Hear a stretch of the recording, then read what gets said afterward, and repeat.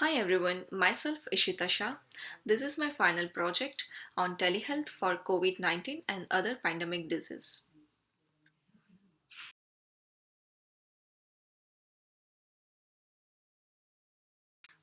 In less than a decade, we have seen MERS, Ebola, Zika virus, and COVID 19.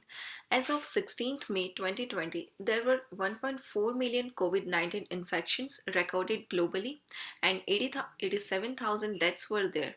The COVID 19 has shown the importance of telemedicine, and the government should embrace the technology and make it an integral part of the healthcare system. This will help work towards the digital health agenda while also preparing for eventual emergency situations. Telehealth are practically feasible, appropriate for the support of patients, family members, and healthcare providers during this pandemic time. It can play a critical role in the global response. The patient populations eligible for telehealth are rural and urban both. These are some important components used for the telehealth, such as ebooks, webinars, video calling, text messaging, and emails, online forums, and live chats. These are the useful, important components with which we can make the telehealth intervention a successful thing. Here is the theoretical framework proposed to implement the telehealth intervention. First of all, if the patient is asymptomatic, then the routine use of telemedicine in this COVID 19 phase is required to get the regular checkup. If the patient is having symptoms, then the first thing we need to do is triage the patient via online question answers by the nurse. Then we need to review the reports, and teleconsultation with the doctor is required if the mild symptoms are there. Also, if the symptoms are severe, then we need to take the patient for hospital or emergency medicine, tele-CPR. Based on the patient's critical situation, we have also three more super specialties like tele-expertise, tele-radiology, and tele-ICU. Some various functions of the technology that we are required for this telehealth are faster internet connections, better software that can provide a better video chat experience, and software learning modules and training for patients as well as the providers. The information that is available from given reliable sources, which are listed here: the National Telehealth Policy Resource Center, State Medicaid Agency website, and the American Telemedicine Association. The study design is required to make this proposal to identify the telehealth rationale and objectives.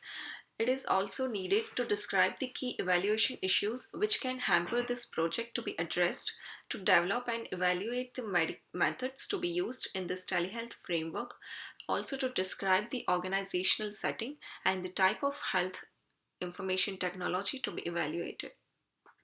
Some possible outcomes that the proposed system will improve are: it will bridge the gap between people, physicians, and health systems, enabling everyone, especially the symptomatic patients, to stay at home.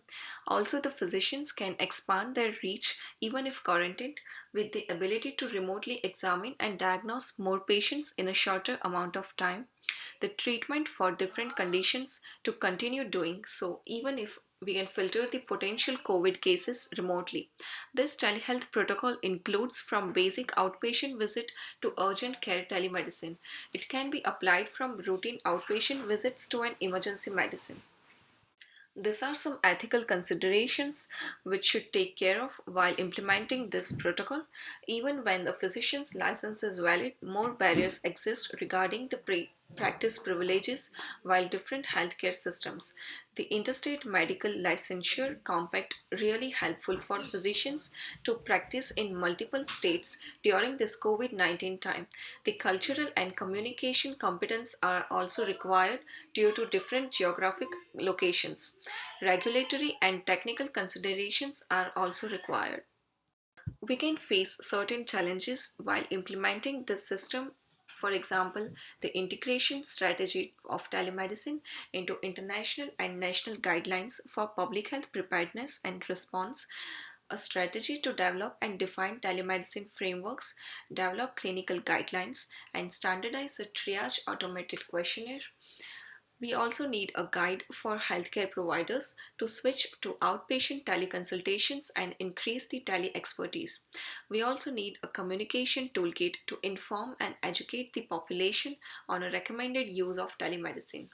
Moreover, funding is also required to provide the incentives and telehealth care in rural areas. Here are several resources we need to achieve this project are staffing, technology, partnerships, and telehealth toolkit.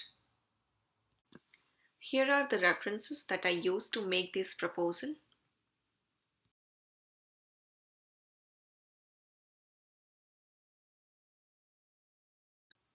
Thank you.